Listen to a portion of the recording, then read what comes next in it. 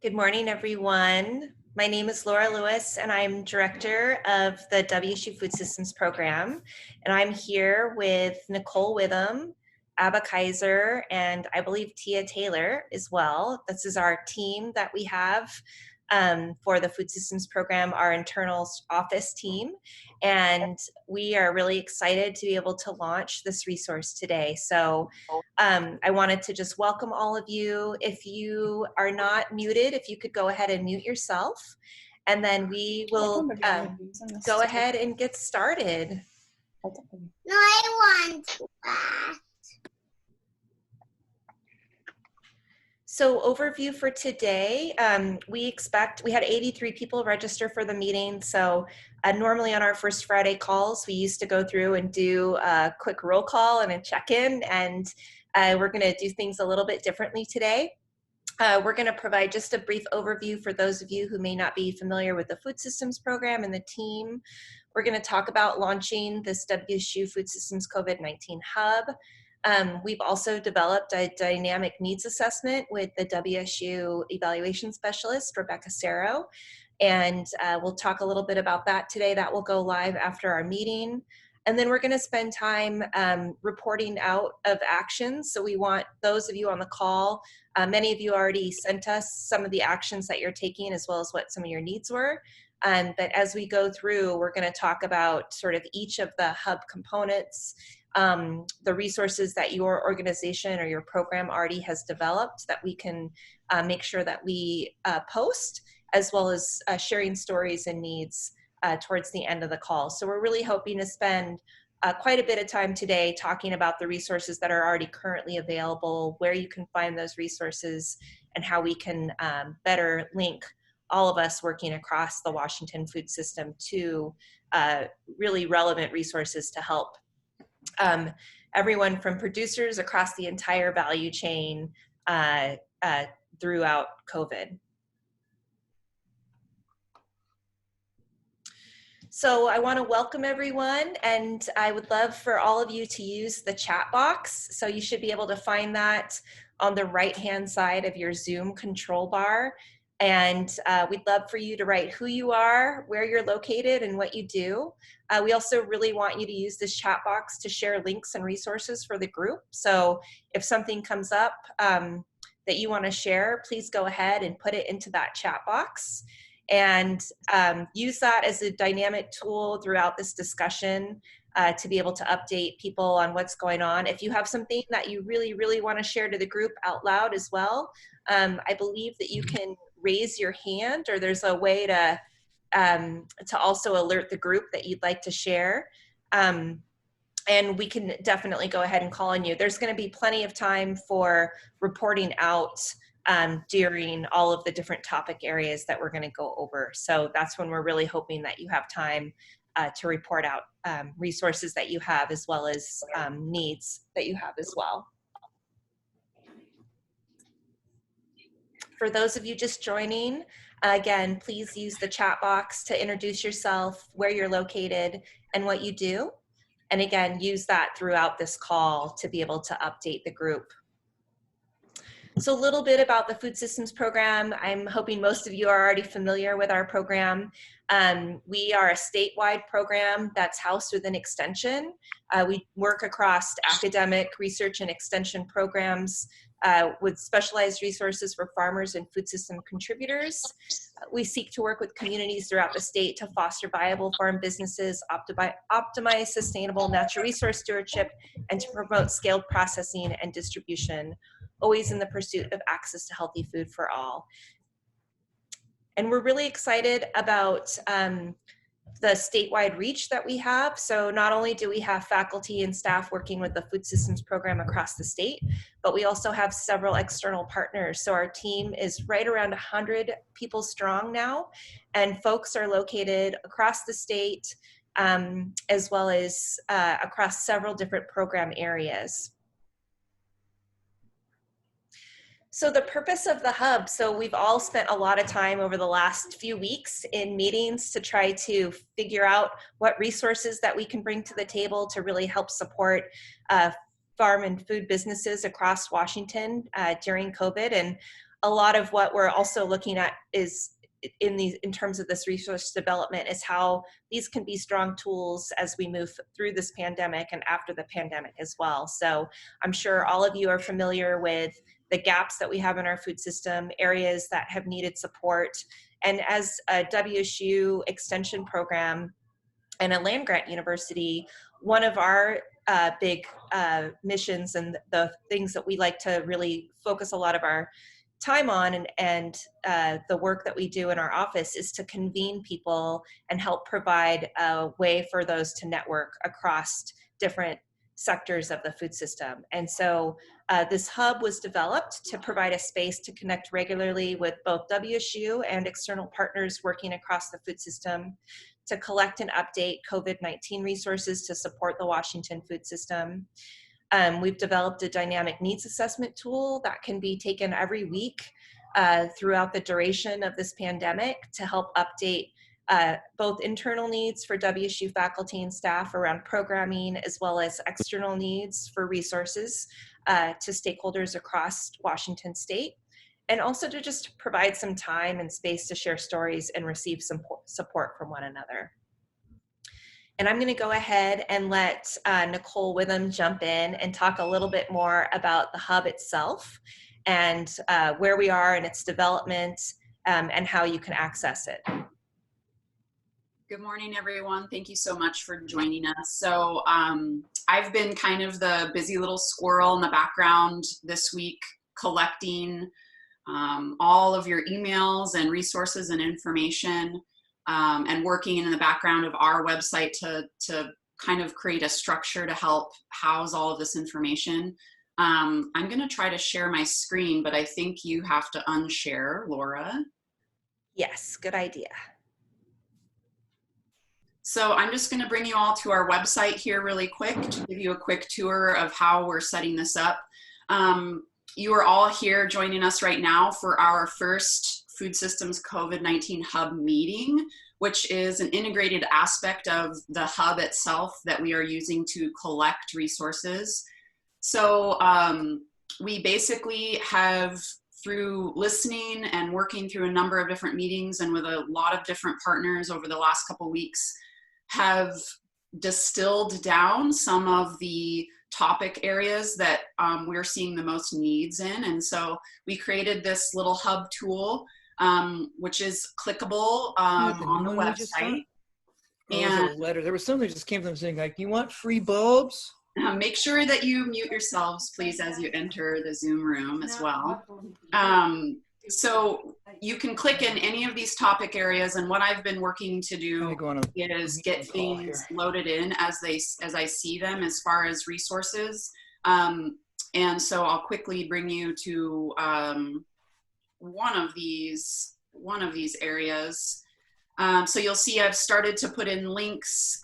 In some cases, there's videos and webinars that have been recorded that I'm getting popped into these different topic areas.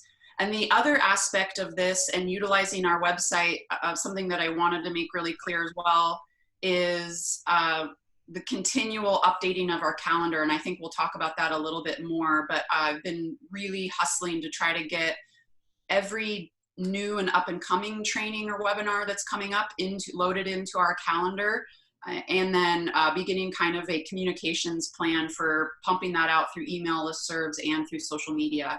So this is supposed to work as a living, working kind of thing, and it's hopefully set up in a way that we can continually update it, and that all of you can use it hopefully as a resource to send people to. We're not looking to duplicate efforts because there's so many folks out there that have created fantastic resource websites, have really great lists of things.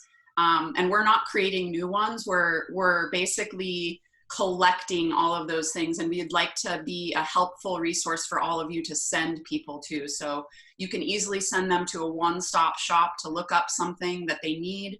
We're also hoping to serve you as resource providers and being able to find helpful links and resources for yourselves in the work that you're doing. We also want to hold up and empower all of you as resource providers or farmers, for those of you that are offering educational opportunities. So please reach out and continue to touch base with us. If you need help figuring out how to use our listserv or anything like that, reach out to me. Thanks, Nicole. And one of the things, just the resources that we've gotten from across the state, as well as the resources that we've been able to find through national networks as well. So we're in the process right now of updating these resources across this hub. We're populating it with resources from Tufts University, from Cornell, from North Carolina, from several nonprofits and community-based organizations across the country. So the Food System Leadership Network has started a dynamic Google Drive document where all of these resources are being uploaded as well, and organized in a very similar way as the hub. So we're going to continue to pull those into our website. The website itself is still being updated. So if you see things that you know should be there and they're not currently there, please send Nicole an email, let us know about them.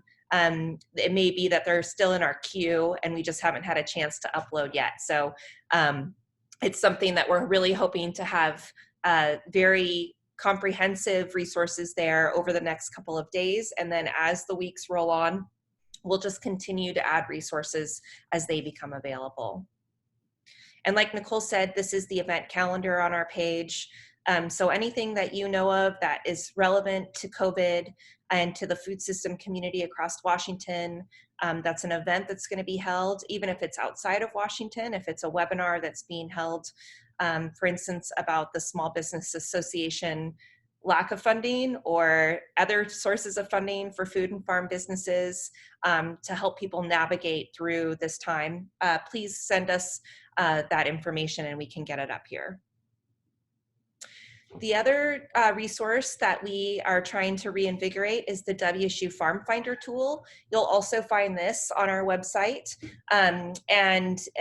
We are in the process of updating this. So if you are located across the state and you have a chance, if you are very familiar with the farms in your region, if you're one of our WSU small farms educators or a cultivating success educator, we encourage you to go in and look at the Farm Finder tool, let us know which farms are no longer in operation, and push out the link for new farms that aren't listed to be able to put their listing up here. This is a free open source opportunity for farms to be able to list information about their operation, what goods they currently sell, how they can be delivered or picked up, so people across the state can be able to source local and regional food through this open source database. And like I said, we will be updating this continually. We've already posted several pending farms, which we got from Island County over the last day. And again, if you see farms that are no longer in operation that need to be removed, also let us know that. And this is a great tool to push out to your consumer facing programs as well. So if you have programs that interface a lot with consumers and they're looking for access to local farms, and we're going to be working also to make sure that this Farm Finder tool links out to the other databases across the state that also have listings of food and farm businesses. There's also farmers markets listed on this Farm Finder tool. So if you see that your market isn't listed or there's markets that are no longer in operation that should be removed, contact information, again, just let us know. We've definitely shifted our focus and our resources from being really a face-to-face medium where we're trying to create these opportunities for people to get together face-to-face, and leveraging the resources to create these virtual platforms that can be used to continue to support the food system. So the needs assessment is going to be live today as well. We're going to be sending that out after this call to our food systems team, to all the WSU County directors, We're also going to be sharing it with external partners, including the conservation districts, and really anyone else who wants to be able to take this survey. So it's a dynamic needs assessment, so you can take it every single week. It's very quick. It should take you less than 3-4 minutes to take, and it really looks at across, again, these different areas where you have high need, medium need, or low or no need, or where you're projecting a future need.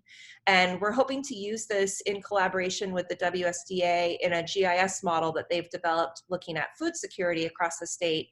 But it's a way for us to produce some really quick and easy heat maps to show where resources are needed, and then to be able to work with leadership both in WSU and external to WSU to helpfully allocate resources, or at least draw attention to where resources are needed. So we have similar topic areas within that needs assessment tool.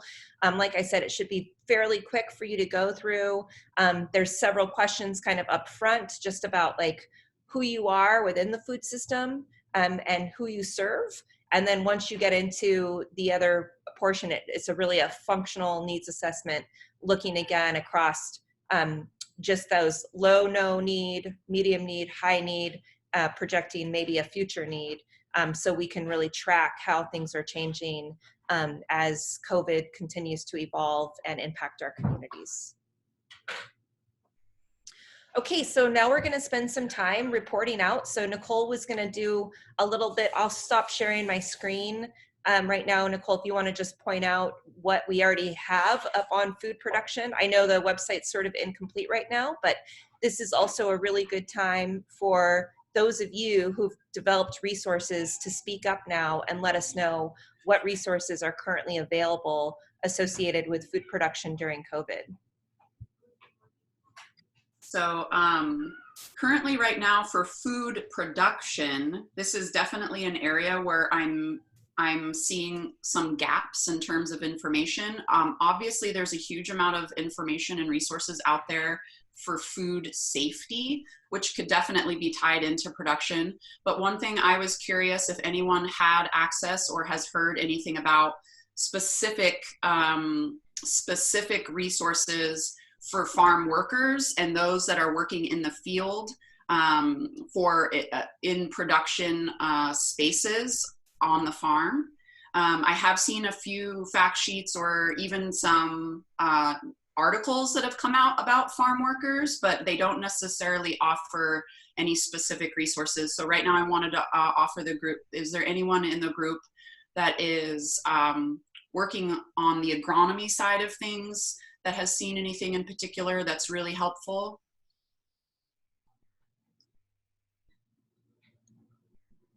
And as we work through stuff, if there's something that comes to mind, like as we work through other topics, please feel free to leave links or information in the chat box because I'll be going back through to catalog those items.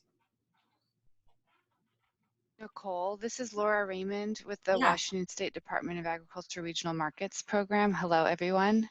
I'm not sure exactly what you're envisioning in terms of the resource you're looking for farm workers, but I do want to let people know that there is a hotline and a forum that for workers in general for L&I, where workers can raise concerns about working conditions generally, but also specifically related to social distancing and COVID health requirements. So that's just, that's like a report line. And then of course, the workshop, the webinar that we're going to be hosting next week will address these types of considerations for workers and farmers on farm.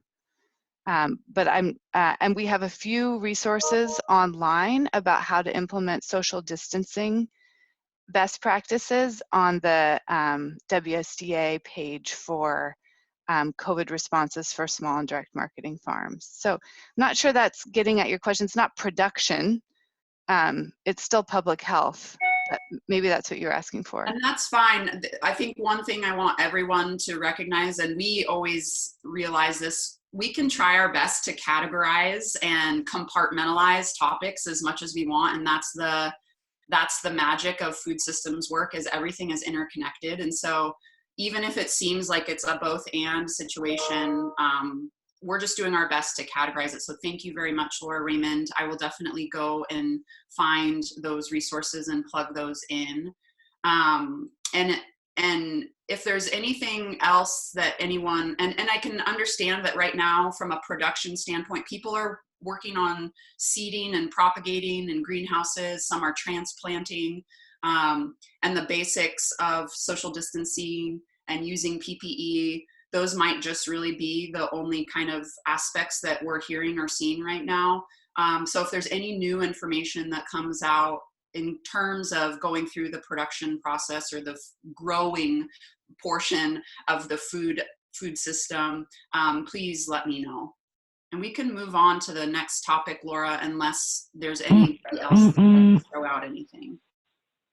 I'd like to add something. This is Elizabeth from Washington Young Farmers. Hi, Elizabeth. I know, hey, I think that something to capture in this part of the conversation is that producers are really having to pivot and navigate a future that is looking really different than many of us anticipated when we did our crop plans, you know, a few months ago. And so I think that there could be, I think that you're right, that there's a potential gap in kind of farmer to farmer conversations about what will work to pivot production that we thought might go to a farmer's market, for example, or a restaurant in June or July, to coming up with a strategy for direct marketing. And I know this kind of bleeds into online marketing, but I just thought I'd add that in there, that the conversations are happening, and I don't know if there's a specific resource that could be put on into the hub, but just thought I'd add that to the conversation. So thank you. Absolutely. I think that's a fantastic point. And something that comes to mind also is like some general information that may already exist, for instance, for CSA farmers who are really good at succession planting and understanding that they need to have a very wide variety of things that they're sharing or growing, you know, up to 40 varieties of fruits and vegetables in some cases. So even in your mind, I would like people to understand that at this point, there are new and beginning farmers out there that may have a limited experience, and that the information that they're seeking isn't necessarily COVID response related. It could literally just be production assistance. And so I'm gonna also be working within this category specifically to try to get up more production oriented resources that may not be specific to COVID, but might help farmers that are having to expand their market or having to look in a different way of growing for the season. So Elizabeth, that's a great point and exactly something that would fit. And I know in our conversations that we had, ABBA hosted a call on Wednesday with some leaders across the artisan grain economy throughout the United States. And it was really interesting to hear the urgency of people subscribing to CSAs throughout the country, and how farmers are scrambling to try to either pivot to adopt that model if they hadn't already been using it, or expand the CSAs that they're currently producing to fill the community need. And I think that, like Nicole was saying, that's something that we could definitely try to just collate some more of those production resources so that people have them to use. And I also, it was a really interesting conversation just thinking about, well, what happens as well after we get through this pandemic with all of this interest in CSAs? How do we also maintain that beyond COVID to really help strengthen and make our food system more resilient? So I really encourage those kinds of conversations to happen as well, so that we can use this as a resource beyond COVID to continue to help support production. Okay, let's move on. So food and farm business support. I know this is what we got a lot of requests for additional support around food and farm businesses. So Nicole, do you want to talk about what we currently have available and what we're looking at expanding into? And again, we're also going to be bringing over information from the Food System Leadership Network and their really extensive database that they've developed to support a lot of this, a lot of information around business support. Yeah, so something, and I'm sure a lot of you have seen, there seems to be an abundance of information about switching to online platforms in terms of kind of a resource, and this is in alignment with what we were talking about in terms of farms and food businesses switching to a CSA model, for instance. And so there are a lot of online marketing platforms, Barn to Door, Harvey, Local Food Marketplace, so on and so forth, that we have mined links for. There's also a webinar that Oregon Tilth hosted last week that walks through several of those options. So that is one, definitely a resource and a tool that a lot of farmers are switching to. I think anything that's innovative that is being done through farmers markets or the alternative markets that are being set up outside of normal markets in terms of drive-by pickup points and things like that. If there's any other explicit or innovative information or tools there that you're seeing, there's obviously a lot of resources beginning to come out around farm financing and assistance, and I know some of them are better than others. I know that there's a lot of need there, and there are definitely more things that I haven't even had a chance to pop into this yet.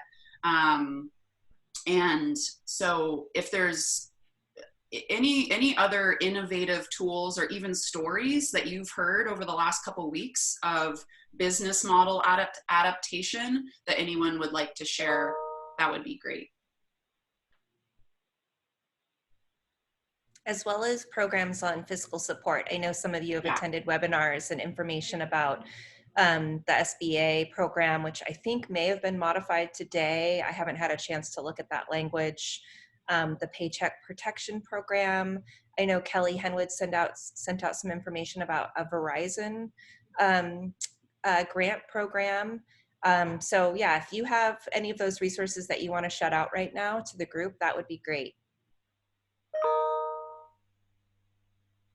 I know the OTA just sent out a notice, which I just forwarded to you, Nicole, about a call that they're having specifically on the Paycheck Protection Program, or a webinar that they're going to be having on that, I think either sometime today or tomorrow. So, okay.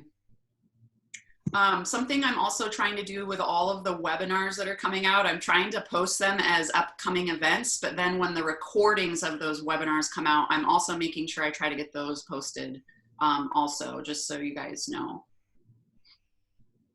I know there's a program by American Farmland Trust. Is Addie on the call or anyone? Yeah, Addie, do you want to talk about that a little bit? Sure, I can speak to that really quickly.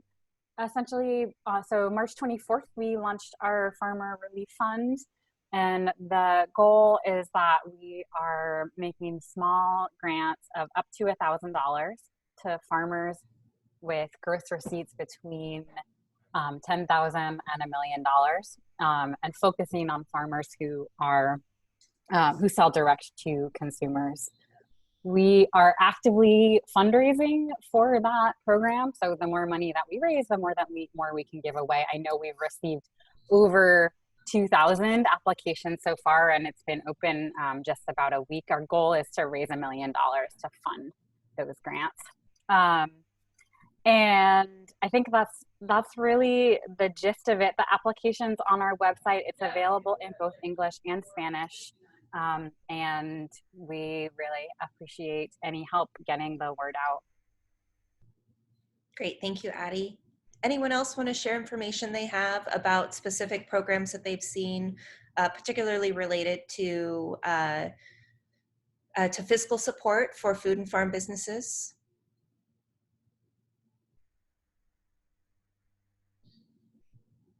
I wanted to mention Laura and everyone else. Hey, everyone. The communities that have farm to food bank programming, I think, is an opportunity to provide some additional support for farmers in terms of contracting. So our conservation district is the one who administers that program here in Kitsap County. And with so many farms losing contracts, we're doing what we can to try and identify other funds and funnel money towards the conservation district to be able to increase the amount that they can purchase and contract for the food banks. And then with our gleaning program, some of that food is going to be distributed in a very safe manner. So we're working to figure out how best we can distribute food considering COVID and social distancing to some of the food banks and our senior living facilities. So great, thank you. And we can post more information on the website too and link up to the WSDA Farm to Food Pantry program. So for those of you interested, you can find out more about that.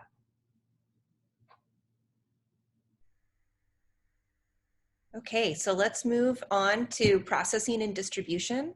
I know that there's been some information coming out regarding processing and distribution guidelines.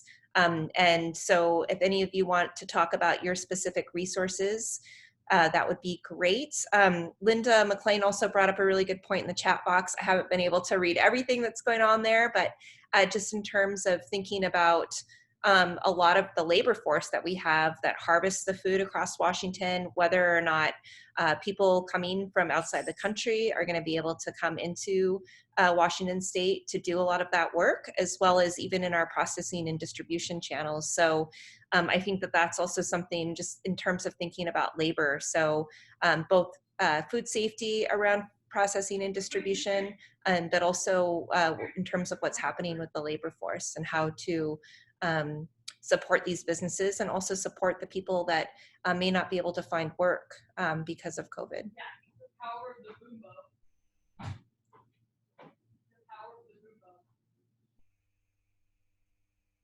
This is Kelly. I don't know if this is entirely related, but it's one topic that I've seen come up a lot. We've seen collaborative CSA models popping up.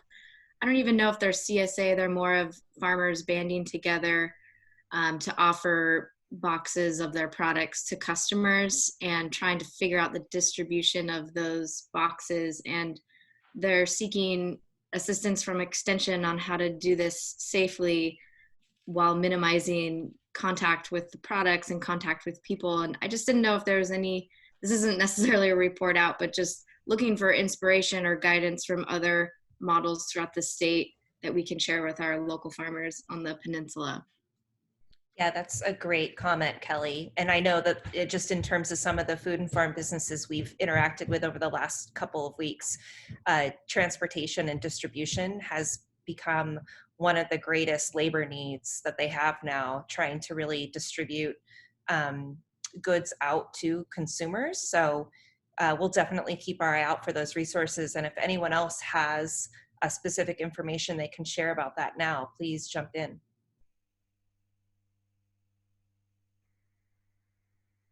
Kelly, I was just going to offer that I know that, for instance, food hubs, I think, are having to figure this particular thing out, or always have, but now there's an added layer of safety concerns, and reaching out to even Beth Robinette at Link or some of the other food hubs. I know that, for instance, they're limiting the number of folks that are working to co-pack their boxes because everything comes from different farms for their kind of weekly box. And so I think they have a very regimented schedule of drop off and pickup. So farms that are dropping off items have like a scheduled time where they drop off their particular item. It's done in an outdoor space. They have limited access to the warehouse, so on and so forth.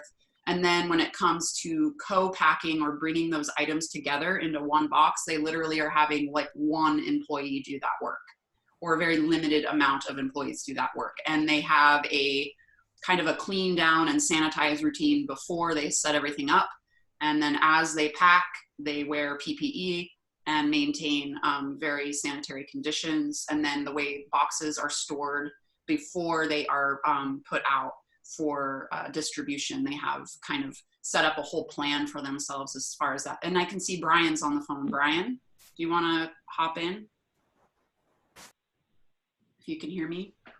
Yeah, I think that that's all broadly reflective of the process and protocols that we're trying to implement, basically just across all of our handling of product from receipt from a grower onto our customers, maintaining as minimal interaction as possible. And then we've just, I mean, we already generally in our operations, because of our role as a food hub distributor, have a pretty robust food safety regime. But what we've been able to do is adapt a really specific process for our current operation. But yeah, I'm super happy to talk with anybody about it.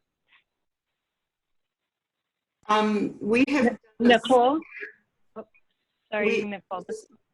Can you hear me? Hold on, there's a 208 number, I believe, that someone's a 208.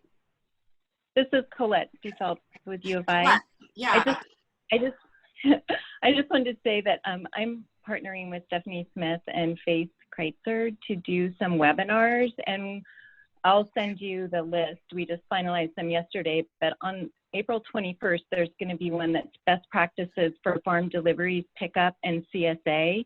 So that might be really helpful for those farmers who are doing CSAs or doing them cooperatively.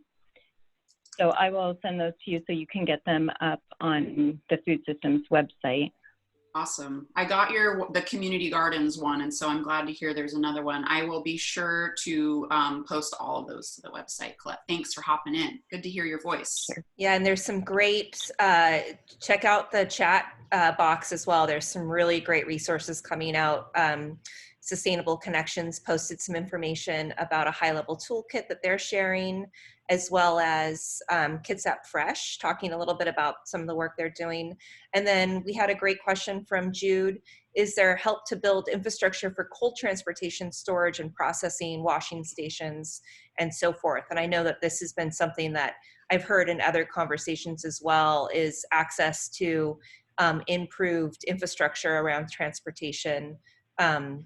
I know that that was something that Mai Nguyen from the California Grain Campaign was talking about on our call Wednesday, was that California has some new guidelines about the kinds of trucks that need to be used to transport produce, and they were using some of the grant money that they've been able to get around COVID to actually upgrade transportation infrastructure so that farmers have more access to that kind of infrastructure. So anyone have anything else similar that they'd like to share about what's happening in Washington? I did want to, this is Melissa Alliance. Hey, this is Chris Iberly. Oh, Chris, hold on one second. Melissa had something to say, and then we'll move on to Chris Iberly. We've also had to implement public safety protocols with regard to our good food bags distribution, similar to what Brian is doing. Access to PPE, to personal protective equipment, is an issue though, and I'm wondering, just having some information about where or how, or figuring out a way that food processors and food hubs can get better access to personal protective equipment would be helpful in this case. The other thing I wanted to mention is that we're moving our plant sale online. We've been doing a lot of research on the various software that's available for moving orders online. And the one issue that we're finding, because we're trying to figure out like pickup times and delivery times, because we're going to do both pickup and delivery, that a lot of these, we haven't been able to figure out a really good way for when people are ordering online to be able to online figure out, when deliveries will be ready, when we can schedule pickup times using an online ordering system. And so I'm wondering what information there is about that.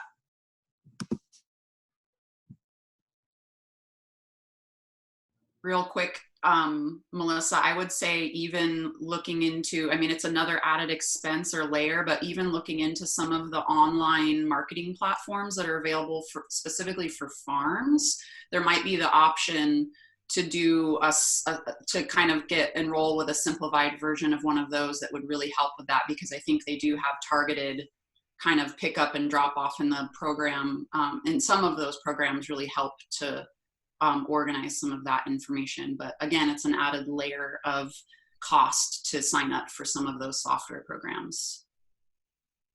I just wanted to mention too, in terms of this discussion, one of the more like simple solutions we've seen in our community is if a farm has a WordPress site with like PayPal. You know, it's just a way to like process the money. Now they're going to have to organize transportation and make that clear just between each customer. But like that's a pretty simple method too. Absolutely. Chris, did you have something you wanted to offer? Yeah, really quick. This is Chris from WSDA Regional Markets. Karen Ullman from WSDA Food Safety and I are working on putting together or scheduling, trying to schedule a kind of webinar and conference call next week with food hubs and multi-farm CSAs that are part of a statewide community of practice that we've convened over the last couple of years. And so we're going to do a COVID-specific kind of exactly those handling, you know, practices, maybe sharing best practices and resources that Karen or other food safety folks have developed, and then exactly like Link or anybody else able to share their best practices that they're doing. So kind of anybody operating those food hubs and CSAs, it's in the works. We're trying to get that scheduled maybe for next week. And Chris, I'm not sure if you heard Colette DePhelps from U of I. She also is going to be working with Stephanie Smith, who's the food science or food safety lead for WSU. So there might be an opportunity to collaborate there if your regional markets team, you and Karen, want to touch base with them. It sounds like they're looking to do something similar. Yeah, great. And this is going to be, we're trying to also have it be a combo with a little presentation webinar, but also a chance for all the food hubs in the state to connect with each other, share experiences with each other and learn from one another, and also collaborate on logistics or any, you know, regional collaboration that might grow out of food hubs and multi-farm CSAs working together. Fantastic. Yeah, maybe there's an opportunity to stack the meetings. So like the first half is a presentation and the second half is collaborative or something like that. Awesome. That's the goal, yeah. That's great. Okay, so we're gonna move on to the next topic, but if you have additional resources to share around this particular area, let us know. Again, we're continually updating the website, so you'll see resources being populated over the next day or two, and then they'll continue to be updated as they come out. Brian, did you want to share something? I just saw you come up, but maybe not. Okay. So food policy and regulation. So I know that there's been some information coming out about modifying specific regulations or maybe some policies. I don't know if people are aware of what's happening in their local communities around, I don't want to use the word relaxing, but maybe modification of some of the current existing regulations and policies around food production, processing, and distribution. Obviously, we've seen a tightening up of certain practices around food safety. I know that in terms of some of the deadlines, for instance, to get in your certification paperwork or other types of information, maybe shifting as well. So if anyone wants to chime in and talk about what's happening from a food policy and regulation perspective, we welcome you.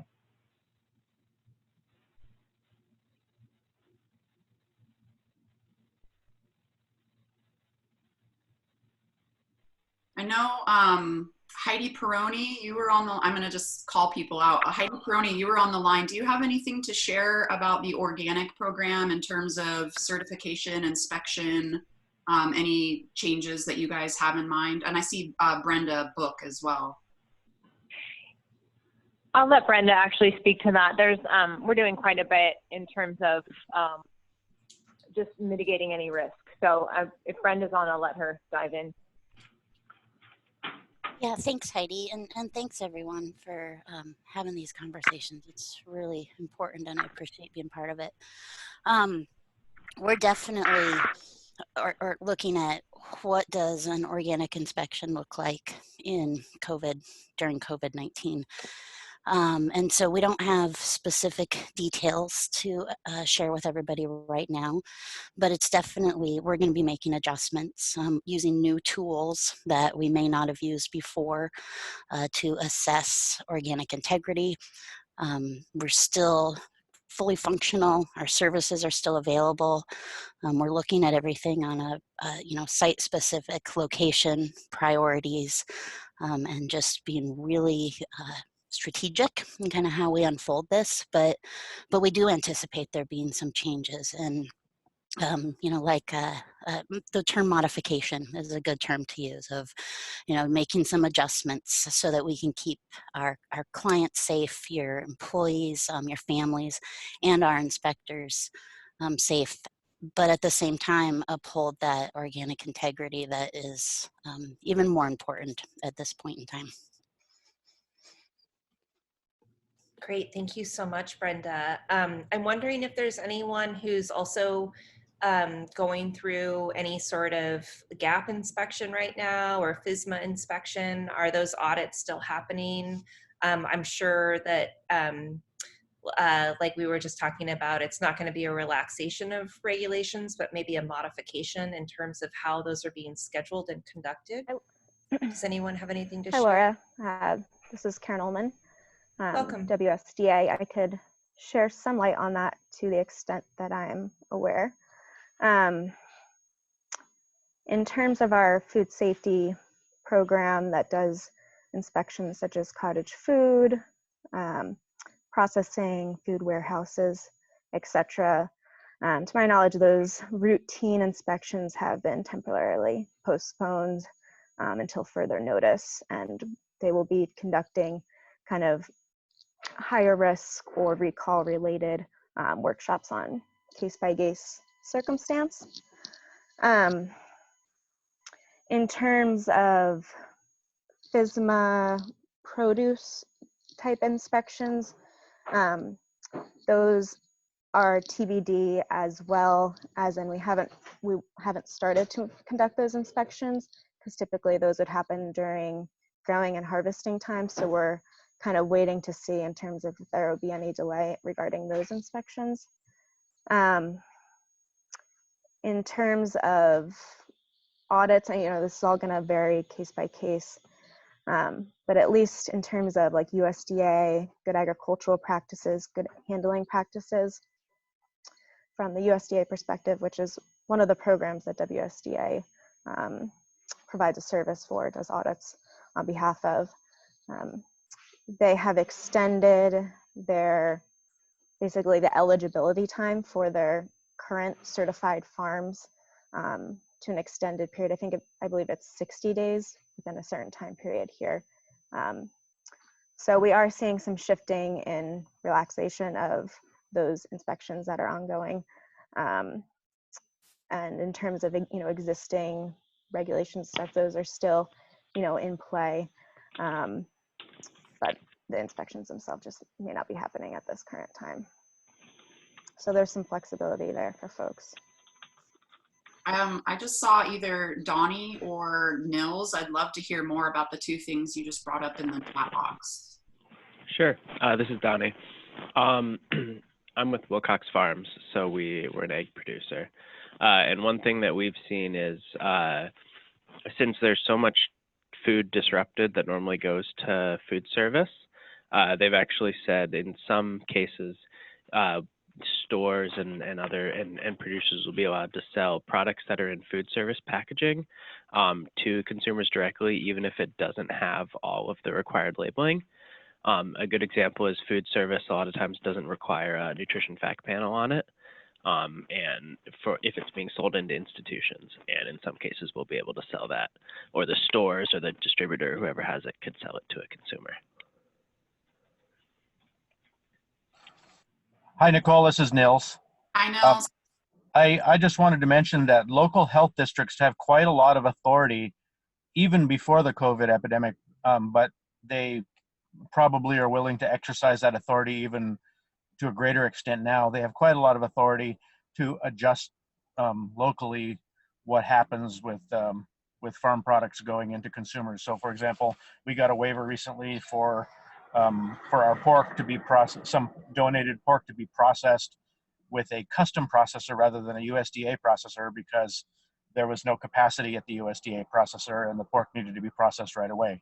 So I would say definitely reach out to your health districts if you run into a problem like that, and find out what they're willing to give you a waiver for. That's excellent, Nils, because I know that's actually the specific thing. I know we've had several livestock producers reach out to us throughout the entire state who are really concerned about this. So can you speak a little bit more? You just literally went through your local health district and worked with them directly. Can you tell everyone a little bit more about that process and how it went? Yeah, so we actually worked with several different organizations. Started off with the WSDA Food Assistance Group, and tried to figure out if there was room in the legislation to make this happen, and then just reached out directly to the director of our Tri-County Health District and explained the situation to them. And we've always had a great relationship with them anyway, and just asked them what they could do. They even waived the fee so that this is a nonprofit providing food to food pantries. They waived the fee for us, so it ended up being a really great experience overall. Do you happen to know if they're willing to do the same thing for commercial or private producers? I'm sure that they're willing to do all sorts of stuff, but it's very specific to the particular health district. So our health district has always been very constructive in working with us here in Northeast Washington. They cover Stevens Ferry and Pend Oreille counties, but I know some other health districts have not been nearly as flexible, and I've heard horror stories about that in other regions. So I would say just reach out to the director of your health district and find out how they might work with you. And one last question for you, Nils. The processor who did end up coming, was this a WSDA certified on-farm slaughter person? It wasn't on farm. It was one that has a stationary location, but it was WSDA certified. I think that it might be possible, in extreme cases where there aren't enough custom processors, to have some kind of a community approved. It's really just up to the county health district to approve whatever they're going to approve. They get to choose, and they've got health professionals all over the place, so they can be very constructive. And that wrap and pack was done through the same WSDA processor? Pardon me, what was that, Nicole? The wrap and pack was done through the same processor? Yes, it was. Okay. Thank you, Nels. You're welcome. Great information sharing. And again, I just want to encourage everyone to continue to use that chat box. We will be taking all of those links and putting them into the notes after our meeting today and posting those as an additional resource online, as well as any of the programs you've mentioned will continue to populate into the COVID hub links that we have on the site, on our website. Lisa Smith, did you have something to add or any resources?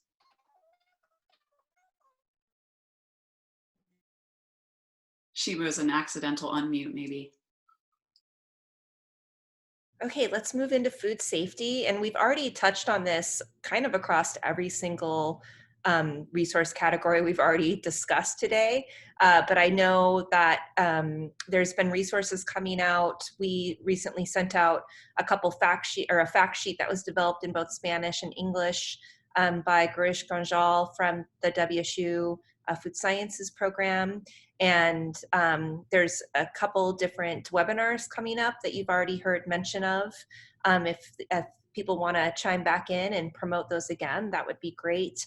And then I know that there's also been a lot of discussion about access to PPE equipment to ensure food safety across our entire food system value chain, whether it's looking at processing, distribution, access to equipment for food banks and food pantries. So yeah, let's open this conversation up and see what resources are out there, what's up and coming in terms of webinars and additional resources. And if you have anything else to share, please feel free.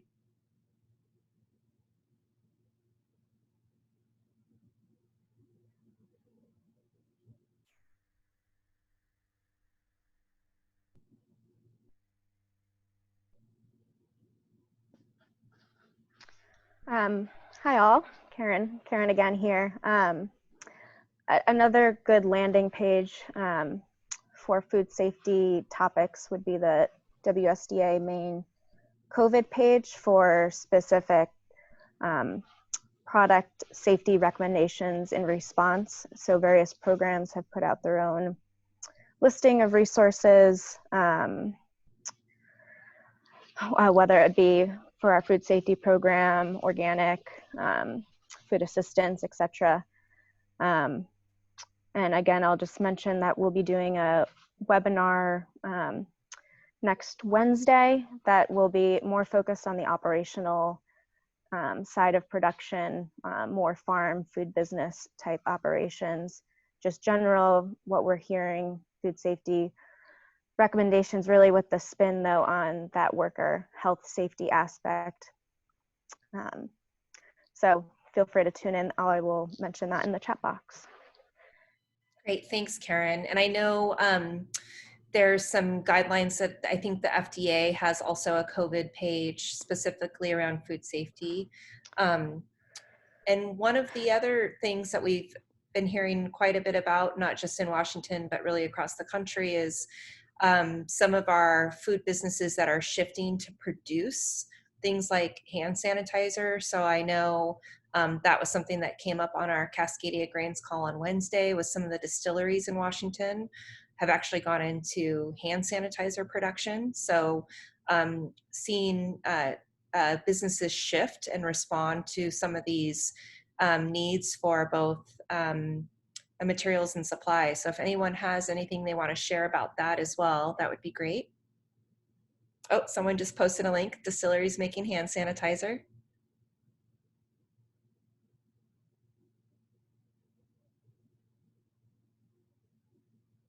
Hi, this is Marissa from Sustainable Connections. I did post a link to a very primitive toolkit that we're putting together, and part of that was serving businesses in our area who, whether they're a restaurant or not currently operational, but maybe doing takeout, they have a lot of space in their restaurant available. And so we've been reaching out to see if they might be willing to be a drop site for a CSA farm, you know, where we can share resources for distribution. Other opportunities are other food delivery businesses who might be willing to help provide distribution for CSA farms and other delivery models. So just being really creative. We definitely have a couple distilleries up here that have been supplying our first responders with hand sanitizer. So that's great to see, but we're looking at synergies in distribution and logistics. Great, thanks, Marissa. I know that came up on our call on Wednesday as well across the Cascadia Grains stakeholders. Is a lot of our flour producers that were normally producing flour in bulk, or grain that was going to bulk processing, is now going into smaller 5-pound bags for retail and consumer. And that was a big question that came up, was warehousing a lot of that as it's being ordered. A lot of the organizations and businesses don't have enough warehouse space to hold that inventory while it's being shipped. So again, connecting those dots and making sure that we, those whose warehouses may not be as full as they normally are, how we can help support those drop-off points and storage as we cope with food security.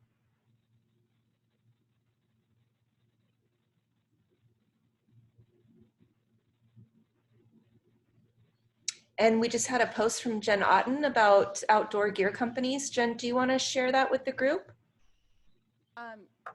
Can you hear me? Yeah. Okay. I just got a new microphone, so it's sort of funny. So my husband works in the outdoor gear industry, and they've started to manufacture PPE for people, but they didn't know how to get it out to everyone. So I was just kind of, this is like the one half of it, how they're being told to let the state know how much PPE they're able to produce. They're being kind of funneled in through this way, but I don't know if there's anything on that website for how people can, how different groups can access it, or how, but I just thought I would let you know, like on the one hand, there is more PPE being produced and what they're being told about how to let people know. So I don't know if that'll help down the line. Great, thank you so much. Hi, Laura. This is Hannah Browse in the Columbia River Gorge. On a similar note, we have a lot of groups who've mobilized with, like outdoor rec, kiteboarders, making face shields and using Trivac to make gowns. And one of the things that is happening is that there's been a few times where I've been working with folks and there's been some glitches kind of in that chain. And so, I'm not the one who's sewing or doing a lot of these components, but we have a really strong, there's about 8 different Facebook groups that are taking in information like what are the asks from our local hospitals, who has made PPE and how many, and then so there's like a centralized hub, and being able to connect people who are raising funds to help purchase materials for then people who have changed over their operations to make PPE in the first place. In the Gorge, the priority is to serve the local needs of the local hospitals. And nobody is, and I shouldn't say nobody, but the groups that I've been working with, nobody's in those particular groups, they aren't selling them, they're donating them, but they're receiving donated funds are being used to actually purchase the materials to keep those things going. So one of the highlights of my day yesterday was working with somebody who had 30,000 gowns and needed assistance in figuring out where do those get donated. So that's one thing that I feel like I've been able to do is, even though I'm not necessarily the one who is the keeper of all that material, but I can leverage my contacts to be able to help put people in communication with the right folks to distribute PPE once it is being built. Great. Hannah, that's awesome. Could you also just share, because I think it's a great story, about how within your extension office you've been lending out sewing machines, right? Oh, yeah. Yes. So we had about a dozen sewing machines and that we use for different like art camps and things like that. And so just I was thinking about them sitting on the shelves, and so we've been encouraging people. I think we still have 2 left in the office, but 10 of them have been checked out by people who just personally in their own homes want to be able to make masks. And then we also had seeds that were donated to us, and we put those together. We assembled starter garden kits, and it was shared over 75 times, just out and around all over the place about that opportunity to get free starter gardens. And we included a lot of links about like home gardening and also gardening with youth, knowing that a lot of people, this could be an activity that they might take on for the first time as interest soars in food resiliency, and people are looking for activities to do with their kids. So if you can get your hands on some donated seeds, potentially like last year's seeds, that's a place where sometimes people are willing to donate the seeds that aren't sold from the previous year. A little bit less on the germination, but still find a lot of success with that. So those are some of the things that we've been doing, and people have been pretty excited about. Great. Hannah, this is Pat Munns. Would you send me a list of the kinds of seeds you're putting in those packets and how many? Yeah, Pat, real easy. We went through and whatever we had donated, we just tried to come up with the highest availability of seeds. So it wasn't a request list. It was we were donated seeds. We were appreciative of them, and then we just tried to put together the highest availability of seeds in each packet. So didn't duplicate, like people didn't get 2 corns. You know what I mean? Yeah. Just tried to spread that around. But yeah, we weren't able to put in requests. We just made the best of what we had. Yeah, like 10 or 12 packets to a bag or something like that. 12 packets to a bag. We also had some flowers, and so we Yeah. put in like 2 or Okay. 3 package of flowers in each one too. Okay, because I I have a ton of seed, and I was trying to figure out a way that would efficiently allow me to get those out to the public. Thank you.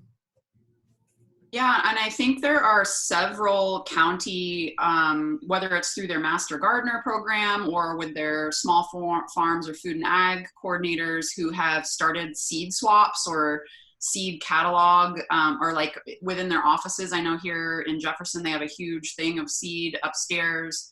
I think that right now, and this is a great kind of movement into consumer resources, you know, victory gardens or gardening for beginners is a huge, has been kind of a big ask as well. So anyone who has other similar things that they're doing, I know that just in general, if you're to go on to any sort of seed buying website right now, things are very limited, even for farmers.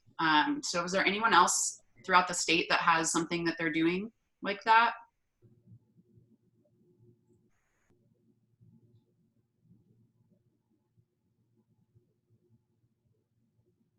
This is Ansa. Yeah, Southwood Be Tilth. We do a monthly local food growing class called the Farmer's Shadow, and we're going to put it online. So we're going to start Zoom it because we can't meet anymore. We had a lot of seeds at our big seed exchange here in Coopville, and but it was before all this, so the seeds went out. I want to make sure that people don't get discouraged by crummy seeds that don't germinate.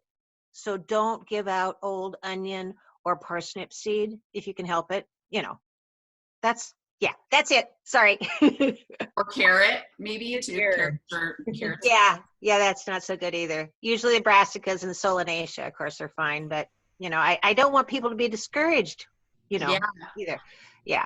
So, and I am getting an awful lot of calls and texts about what do I do about this and how come I can't that, and you know, all that stuff. So one thing I wanted to throw out here, I've been communicating with Kate Ryan, who I think might be on the call, and Mary Watts, who are, Kate Ryan's the small farms coordinator in Snohomish County, and Mary Watts, I believe, is with Master Gardener. They both offer growing groceries programs that are a fantastic training for new gardeners. And I think that Mary just started a course that she's running online. And so I'm trying to work with folks like her that are already beginning to put their normal courses out through an online format. And Anza, for you as well, if you're looking to do something like that, please reach out to us because we would love to be able to share that, even if it's just the recorded sessions.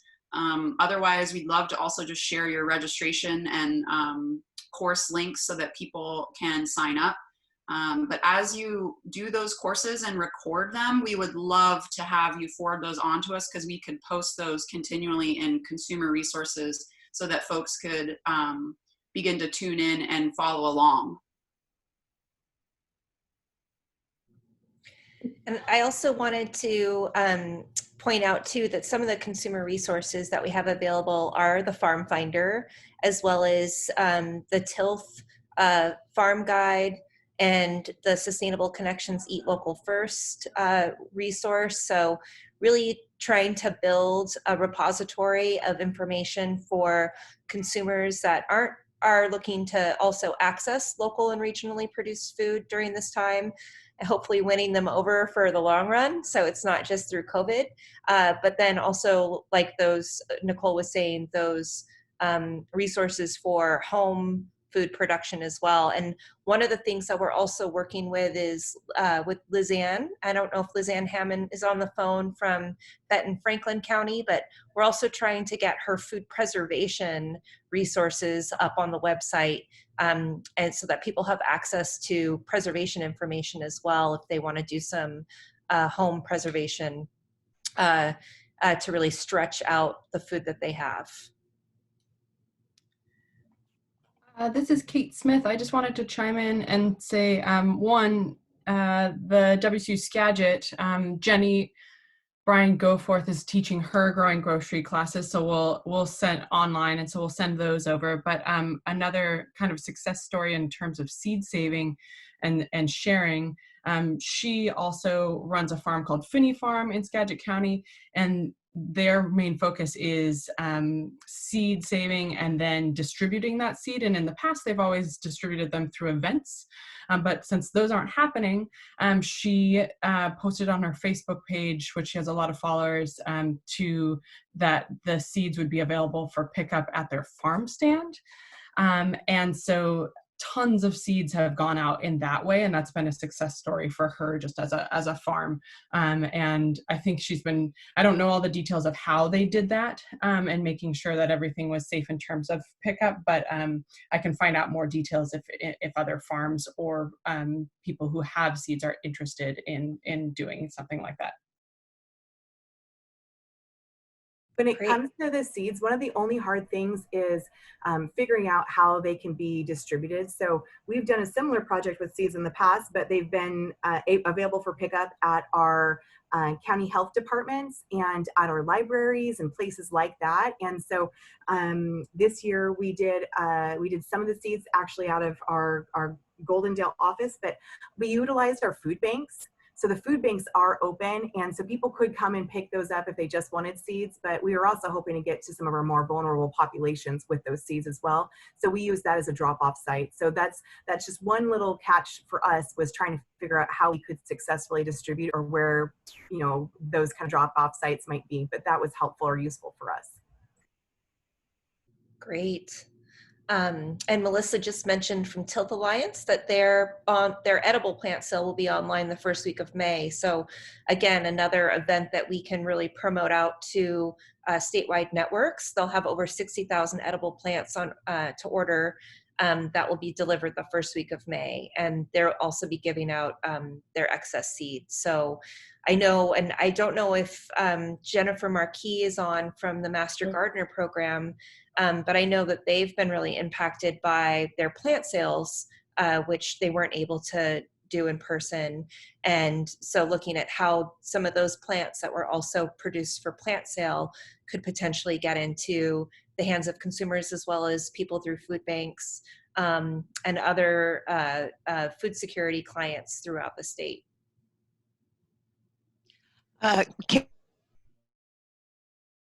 Kate Ryan here in Snohomish County.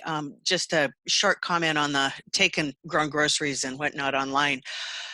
We did the last 4 of our classes that way, and it went over pretty well with folks. We lost about half of our normal folks that would have been part of the class just by virtue of that transition. And we found that I live in an area that's, gosh, only 2 miles out of town, but our internet is so herky-jerky here that I had to stop a lot and wait for it to catch up with me. And then I found the other day I was doing a conference via Zoom with a group of farmers just in my general area here, and everybody was cutting out, and it was very difficult to get complete sentences, of course, when they say the crucial thing you want to hear. So I would love to hear if folks have either figured out how to overcome that, because I think it really comes down to bandwidth, because I never had that problem if I'm doing it from my office in Everett. So, or if there's an alternative to Zoom that would allow for folks that are in these less than ideal locations to actually participate well. That's a great point, Kate. Thanks for bringing it up. And it's definitely something that we should keep our eye on in terms of what resources are out there. And maybe it's even doing something that's pre-recorded and not live, which would be unfortunate without getting that sort of face-to-face, virtual face-to-face interaction. But yeah, if anyone has resources that they can think of, please post them into the chat box. I'm going to back up a little bit because we skipped over food access because we kind of dove right into some of the consumer resources.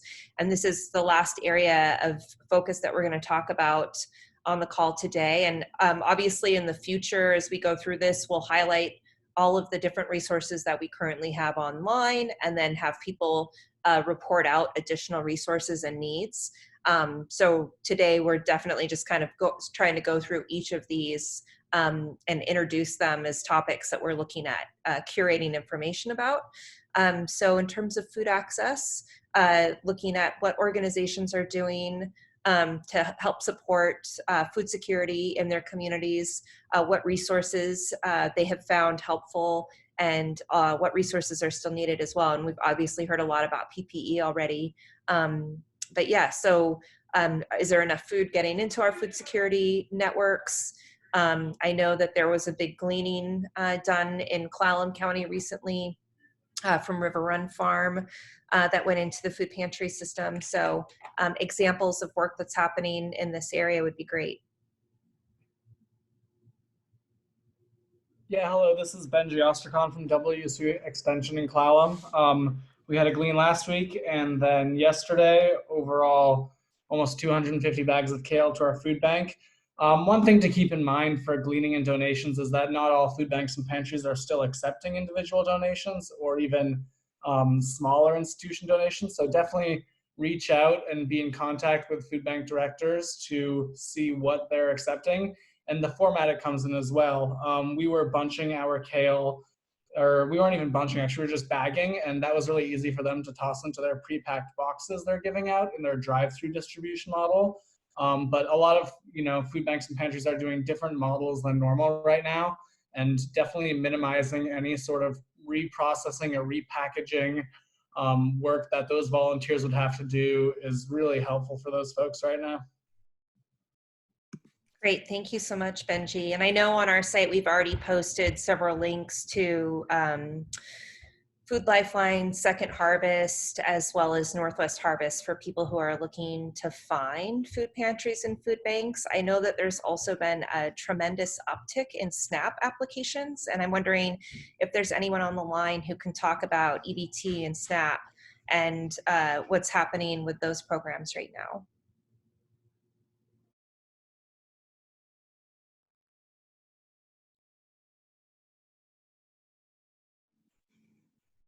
I was just scanning through the list to see if I saw Jen Moss or anyone on here. It doesn't look like we do, but another thing I wanted to bring up in this topic area are farm to school, school gardens, and school meals. I think these are some of the programs that in the very beginning were able to do some really successful models of foods, our school meal delivery through their bus systems and things like that. I know Chris Iberly's on the line. Chris, do you have anything specific you want to share about farm to school or community garden, school gardens, anything like that? Yeah, sure. Quickly on school gardens, different garden programs, and anybody that's working in school gardens or figuring out with their districts how to keep accessing those if they can and doing maintenance, and some are shifting to supporting food distribution and distribution of anything they're harvesting to the community.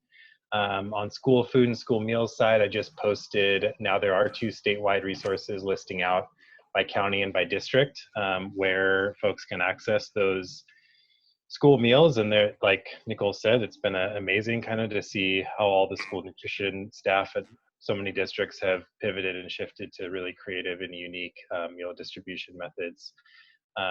So that's ongoing feeding programs and really important food access for a lot of communities and families.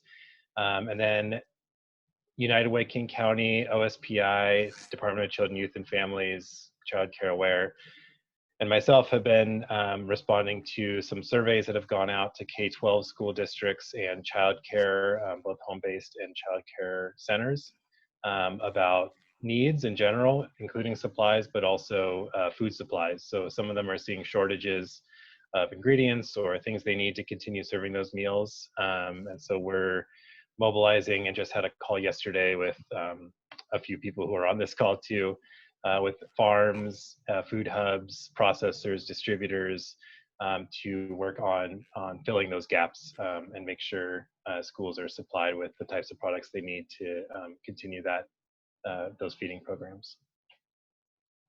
Great, thank you so much, Chris. And like he mentioned, there's links in the chat group that you can look at to learn more about those programs.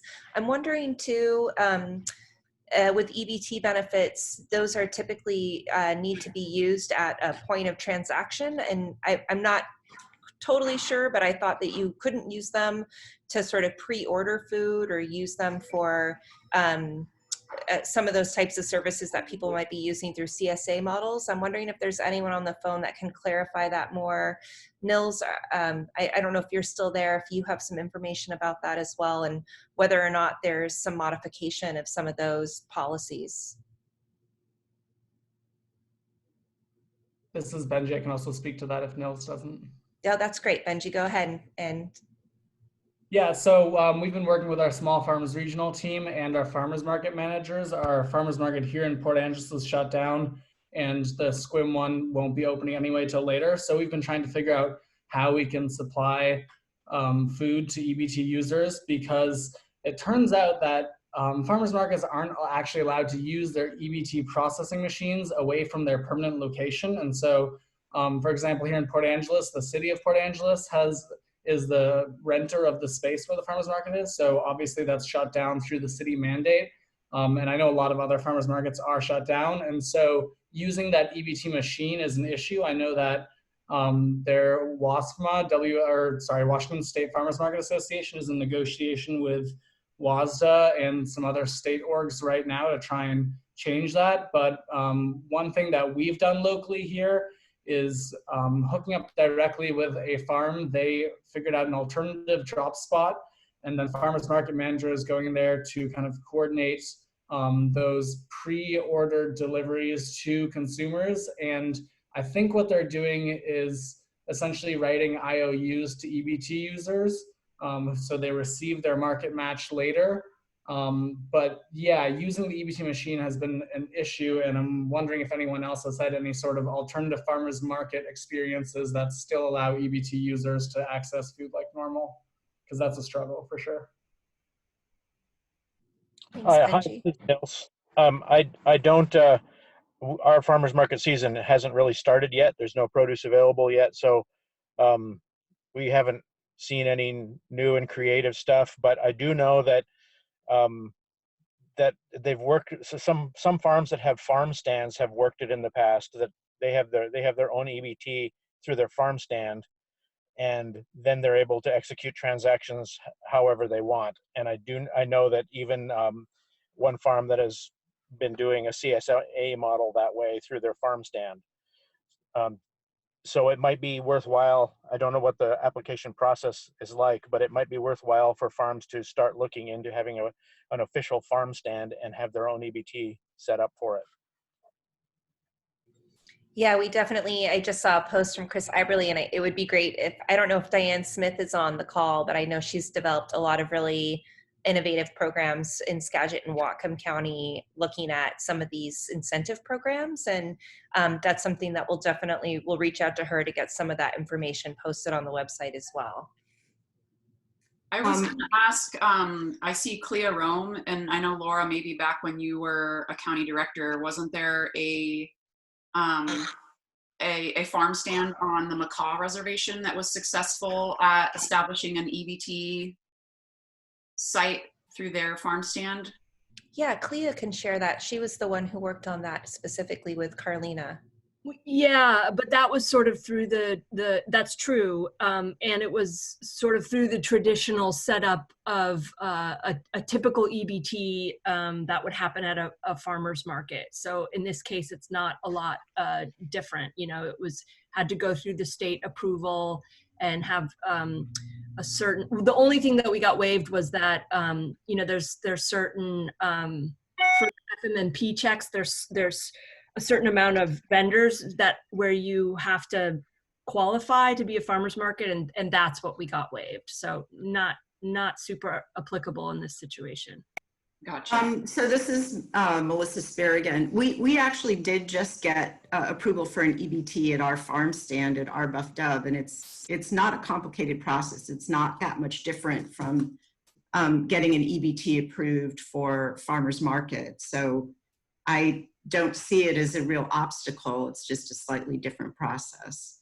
I also wanted to mention that we are still distributing a significant number of produce bags through the Good Food Bags CSA program.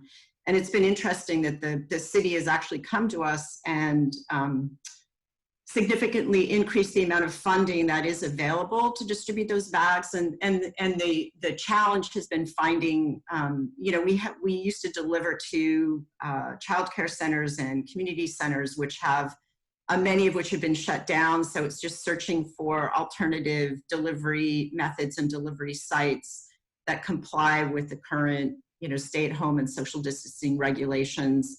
But we've also developed our Buff Dub, or our Rainier Beach site, into a pickup site for people. And we have capacity available for anyone who is eligible to join that program for free produce, or there's also produce that can be purchased, produce bags for $5 a bag. So, and it has been good being able to continue to work with our local farmers for the produce that is available, and to actually increase the amount of purchasing that we're able to do with those local farms. Great, thank you for that. We'll definitely update our hub site with some information about that application process so that people can figure that out if it's something that they're interested in. I know we also had a chat about Viva Farms, Tilth Alliance, which Melissa just mentioned, and Helsing Junction Farm are some of the few direct CSA type programs that have figured out how to accept EBT as well. So I want to just thank you all for that. We've almost been on the call for an hour and a half, and we've really gone over a lot of resources that are also available, as well as some of the needs that people have for additional resources. And I wanted to just open up some time now for people to be able to share about resources that they need, support that they're looking for. I know we have a lot of, so over 60 people still on the call, so we probably don't have time to hear from everyone, but I really want this to be some time now just for open discussion on where people see need for additional resources or just general support that either WSU Food Systems or other organizations across the state could be providing.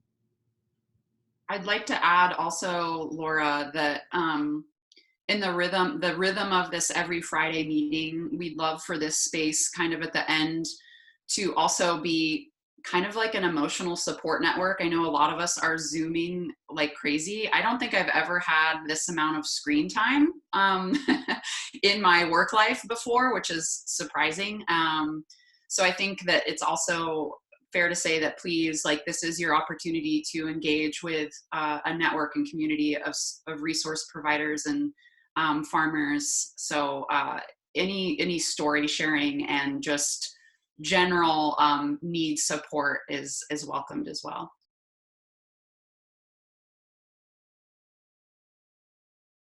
Hi, Nicole, or Laura. This is Nils. I'd like to start off, if you don't mind. I just had a conversation yesterday with one of the larger farmers market farmers, and I asked him how he's planning to approach this coming season, and he says he has no idea what's going to happen. He is just planting as though it was a normal season, and hopefully they'll find markets. So one of the things that we're looking at doing out of our office is making use of the same pickup and delivery infrastructure with the little refrigerated cool pup trailers that we use for farm to food pantry and farm to community, to leverage those for delivering CSAs from the farms to client drop-off spots. We haven't organized that yet, but there aren't any CSAs available yet, but we're expecting that will be part of the equations.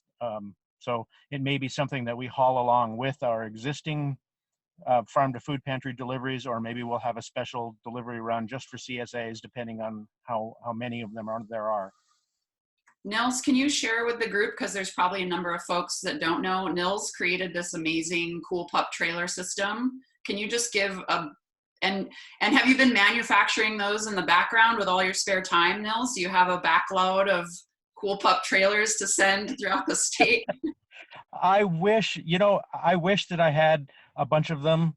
You know, that's the problem with an emergency is the time to plan for it and build it for it is before the emergency, and during the emergency, nothing can be done, almost. Yeah, so so what we've got is a little fleet. Right now we've got 4 of them of what we call cool pup trailers. They're little trailers that were designed specifically for the purpose to be small enough and light enough to be pulled behind any vehicle with a V6. I usually say a Subaru, but we've got a little Toyota 2-wheel drive pickup with a 4-cylinder and it pulls them just fine. The modern, the newer version, the that we're using now holds 40 banana boxes full, just to give you an idea. That's the universal measure of food in the food pantry industry. They've got an onboard generator and their own refrigeration so that they can plug in at a farm, or they can sit someplace where there's no electricity and stay cold. And we use them for delivering through the summer, where it often gets to be 100 degrees here in July and August. They're nimble and easy enough to pull that volunteers can pull them. That was one of the goals, rather than having trucks that are so expensive to insure and require trained and probably paid employees. These trailers, we put what's called unowned vehicle insurance on them, and then we can have volunteers pull them, effectively transferring the risk of insurance risk to the volunteer pulling them, but it decreases the cost and makes the whole system viable. So we use these 4 trailers in our region, which is Stevens Ferry and Pend Oreille counties. It's about 100 miles by 100 miles square. And last year we distributed around 36,000 pounds of produce using the system. So anything more on the summary I should add? That's great, Niels. That's great, Niels. Yeah, you're welcome. I see a question from Cassandra in the chat. Cassandra, did you want to go ahead and unmute yourself? And this is something I've been curious about as well. Yeah, I feel like we all kind of know that there's a big impact on the emergency food system, and I'm just looking for some kind of coverage of it or press of it, specifically how particularly staff at a lot of our food banks tend to be older, and so I imagine that they're less likely to be volunteering at this time, and even distribution, how that's going to have to change or may have changed, right? And also I imagine increased need as we see increased unemployment rates. So I guess I'm seeing all these things that are tangentially related or having these thoughts that are related, but I haven't seen any coverage of it. So I was curious for the group if anyone else has. This is Jen Otten, and I heard on the a WSDA call earlier today that they're establishing a new volunteers and donations branch within the Emergency Operations Center that they're setting up in the governor's office, the EOC. But there's some twist to it that I don't know yet, but about having to go through the local county. Everyone will have to go through their local county to submit a volunteer request process or something. But they're somehow going to keep a roster at the WSDA level, and there will be more information coming out next week from WSDA supposedly, but that's all I know. Hi, this is Nicole from WSDA Food Assistance. So what's happened is there's been a lot of communication barriers between the state EOC, the governor's office, and then county emergency management divisions. And so we have taken over the last 2 weeks, 3 weeks, gosh, time has just flown by. I don't understand time now anymore. But we have taken requests for volunteer needs, and we have pushed that forward to the state EOC. We have gotten some movement on that.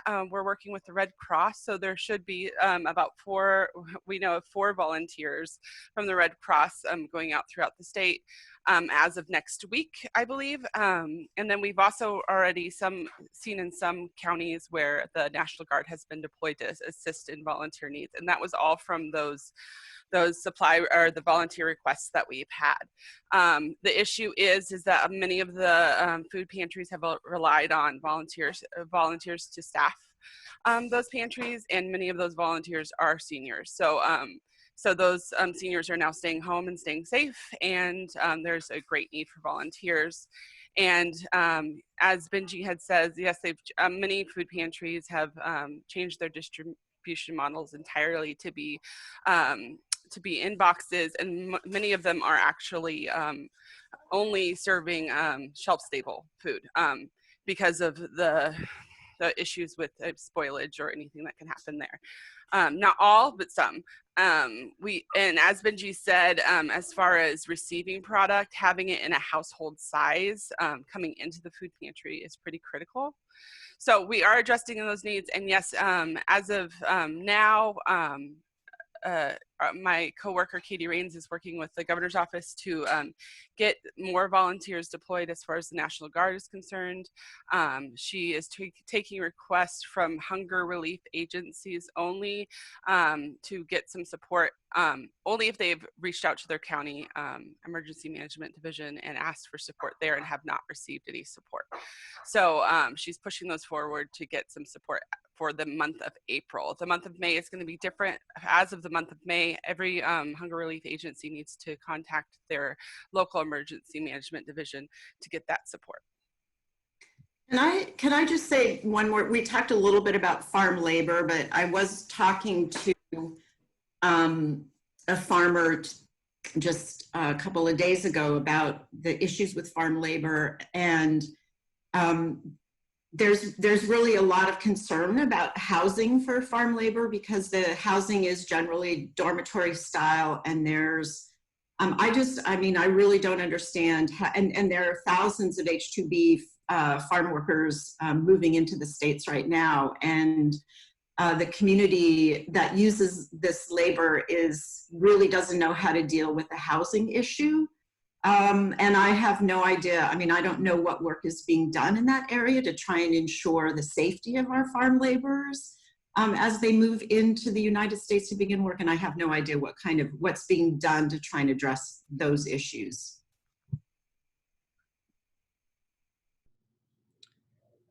Thanks, Melissa, for bringing that up. I share your concern, and I think that's something that we could definitely try to find more resources about. And I'd love to hear if anyone else knows any information about how this is also being addressed.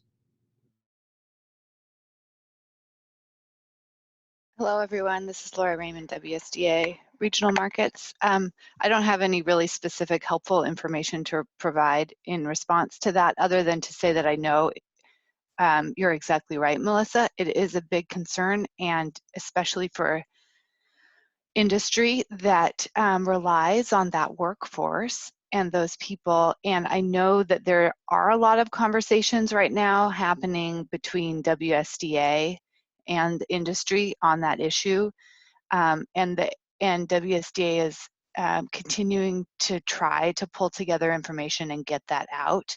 And I can put you in touch with people at WSDA who are working on that if you'd like to follow up more. I'm not informed, so I can't share that information today, but I'm happy to make those connections for anyone who wants to follow up with me. Great, thank you so much, Laura.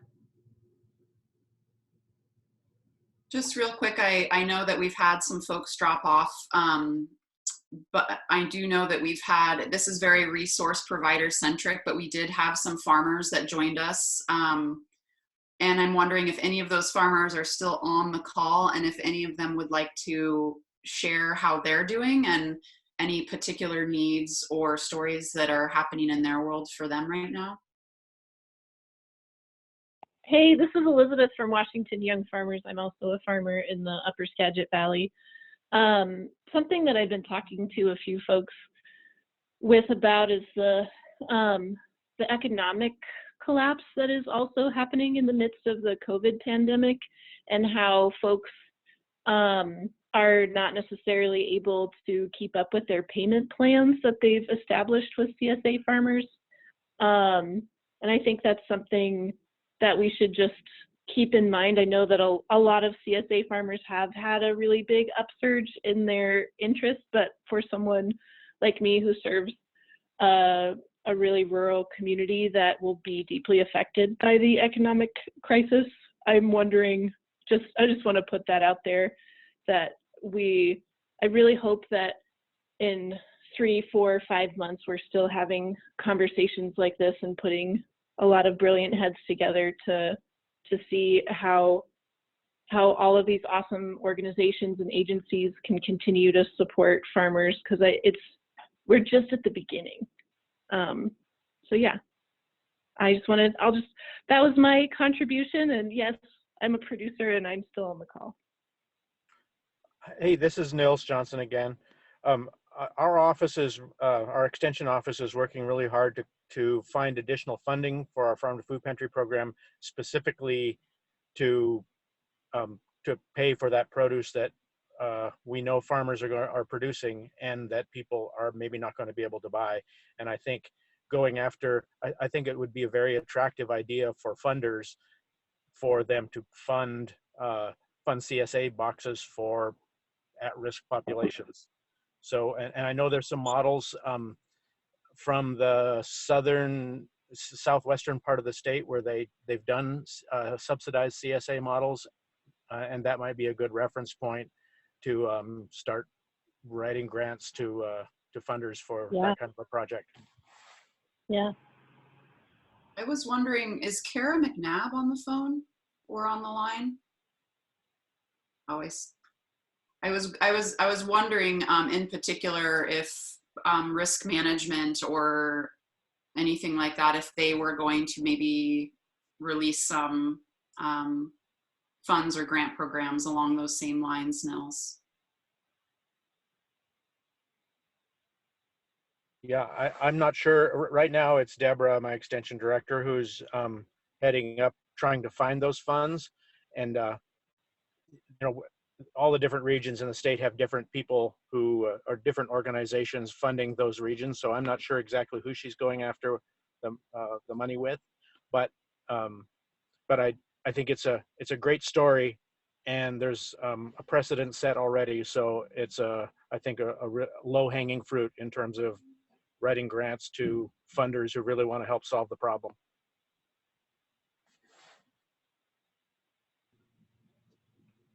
Thanks, Nils. Hey, this is Brad and Pullman. I just have a comment and a couple questions. The Eggert Farm's been allowed to stay operational up until today, and we still are, and we are running really small crews and including students when we can. I've been in contact with some of the other educational farms around the state, similar programs at UW and Evergreen, and they're having different restrictions put onto their farms. They're not allowed to have students on operations right now. So they're really curious to see how this goes and concerned. And so that's just an update, but I'm also curious with the other WSU research centers and farms around the state. I'm curious to hear, do we know, are those staying open, active? And in particular with the teaching operations around the state, I'm not in contact with some of the private ones. So curious if anybody's heard how they're doing as well. That's a great question, Brad. I know that most of the research programs have been shut down. So except for essential staff to keep materials going. So for instance, if there are plants that are living that need to be managed, sort of essential duties. And I know that was much more WSU campus based. I have not heard as much about the research and extension centers and how they're being impacted. But there was a couple emails that came out from the Office of Research, in particular, suspending a lot of the research activities within WSU. But I haven't heard specifically about the other research farms that are managed at the extension centers, but that's something that we could definitely find out more information about. Okay, yeah, that'd be great. Hearing not too much from administration here other than to be prepared for, things to change, be very frugal.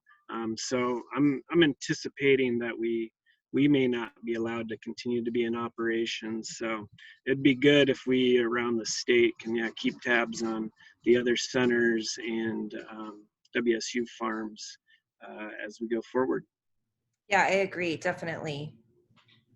I've heard some very small updates from folks that are like at the Othello Research Station that they're continuing their research projects, but they are limiting like who's at the station when, and if they're transporting to different field sites, that they are literally going in separate vehicles and things like that. But I think that there are actually similar conversations happening in the school garden world, which is, different but the same in some ways. So yeah, I think it'd be fantastic, and maybe that's something, Laura, that we can reach out to WSU leadership and see if they have a clear directive.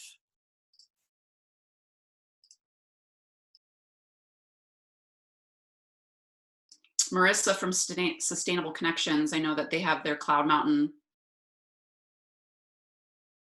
Marissa, did you want to unmute and say a few words about what you guys are what's going on there for you guys? Sure, and I can't speak directly to most of those questions, but I do know that Cheryl Thornton and Tom and our new farm director, Elizabeth, would be more than welcome to talk with anyone who has questions about how operations are going right now and what modifications they have made. So feel free to call or email any of them. I'm sure they'd be happy to talk with you.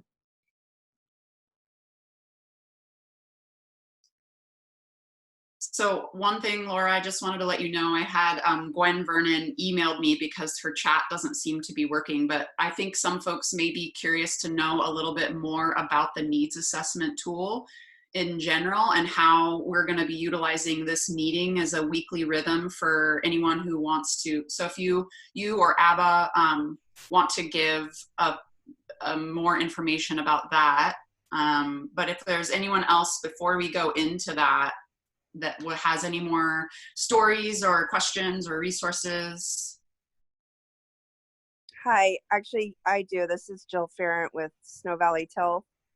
I just wanted to first thank you all for hosting this space. And then I wanted to just make sure I introduced myself during this process too, because most of you are new faces for me. And so what our organization supports small farmers in the Snoqualmie and Snohomish valleys. So I wanted to, and we also have an incubator farm site. So I wanted everyone to know that we are still able to be operational at our incubator farm site. And then we're also all able to work remotely. So we're still providing support and collaboration to our farmers. And then I think a lot of the resources that we heard here that are being developed are really applicable to what our farmers' concerns are right now.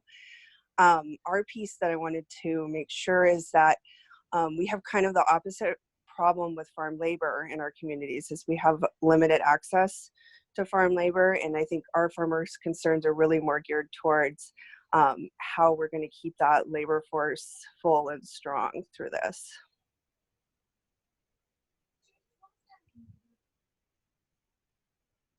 Jill, thank you so much for sharing. It's great to have you on the call.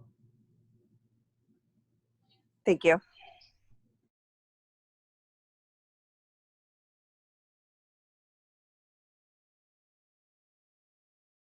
I'm happy. If people are ready, I can share my screen and show you what the needs assessment looks like, and then you'll get a link for it after the call.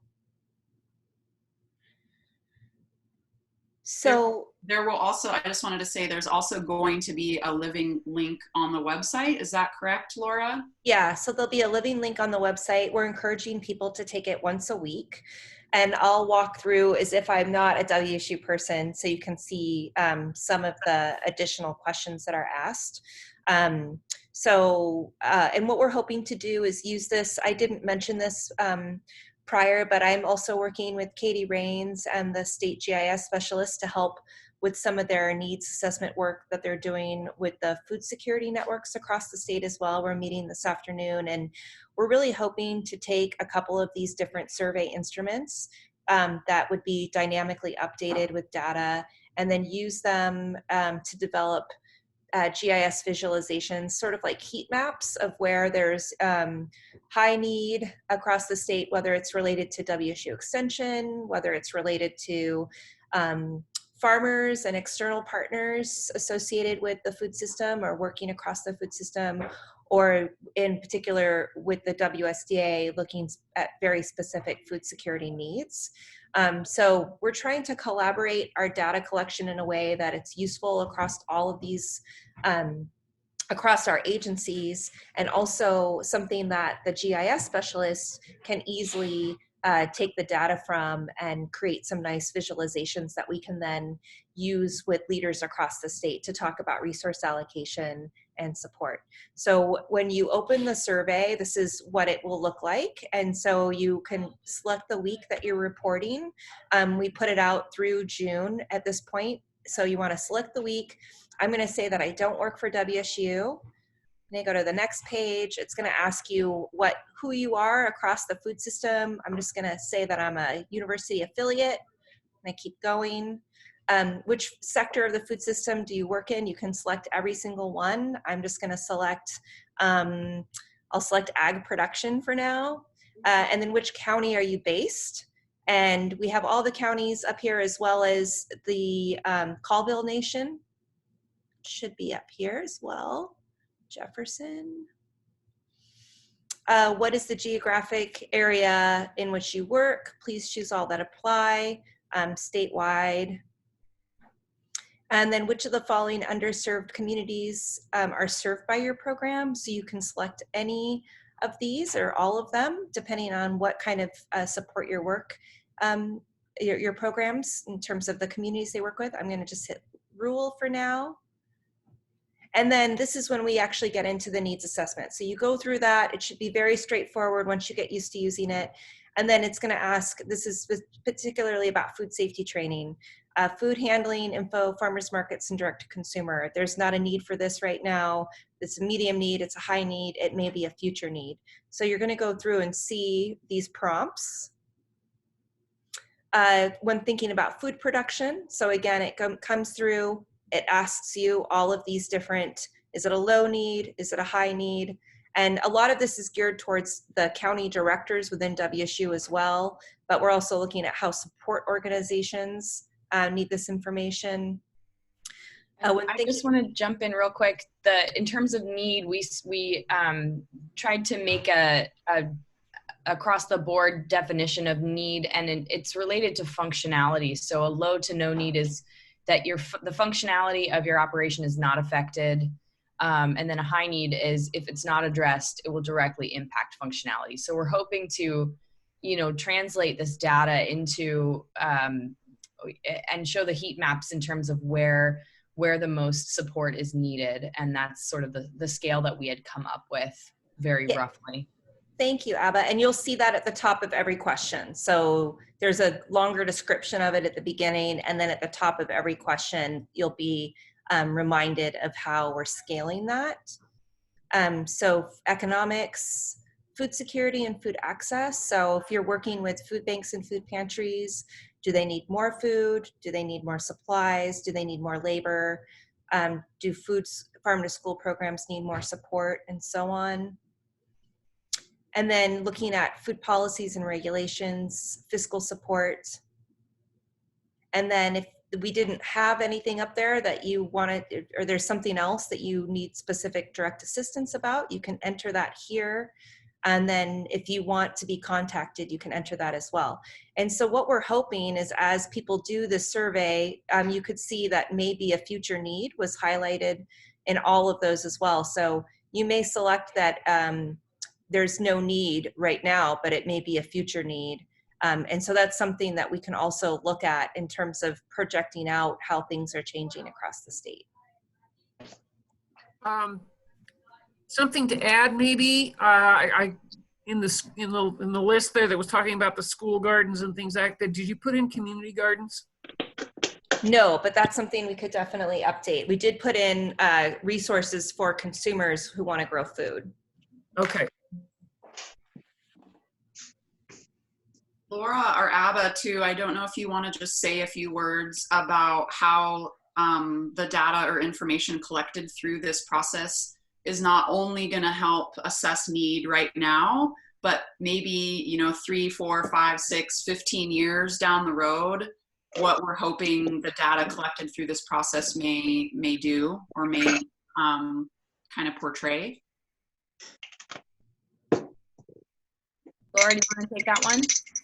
Yeah, sure. So we're really hoping that through collecting this information that we'll be able to not only look at how this pandemic has shaped the food system and how needs have changed and emerged over time, but also how we can support a more resilient food system year-round when we're not in pandemic, and be able to use this as a tool to continue to help us see where there's gaps and really address those gaps as we move forward. So we're really hoping that this is a long-term resource, not something that we just use during a pandemic. Maybe we wouldn't use it with such frequency, and we would change some of the questions and prompts. But for the time being, we're really hoping that it can be a dynamic tool that we can use. And I saw Linda's note is on here as well. We'll make sure that Colville Reservation is added as a drop down to the county list. I think we just added tribal communities as one of those, but our hope is that right now it's based at the county level, and we want to make sure that that's the sort of geographic level that we're collecting information from. But we're looking at how we can support communities across the state, potentially not necessarily having it be just at the county level. Maybe we'll use zip codes. So like I said, it's a learning process in terms of how we're getting it started. And we're just really grateful. We've been working with Rebecca to be able to do this as a team, and then also with the WSDA as well. So kind of coordinating efforts in terms of how we're doing this and looking at these, like I said, as long-term tools, not just a short-term response to what's happening now. We're hoping that they'll help with that as well. Yeah. So we'll send out that assessment tool link right after this call. It will be posted on our website. I believe it's been published, and so there's probably just a few things we want to tweak before we send it out based on some of the feedback that we got.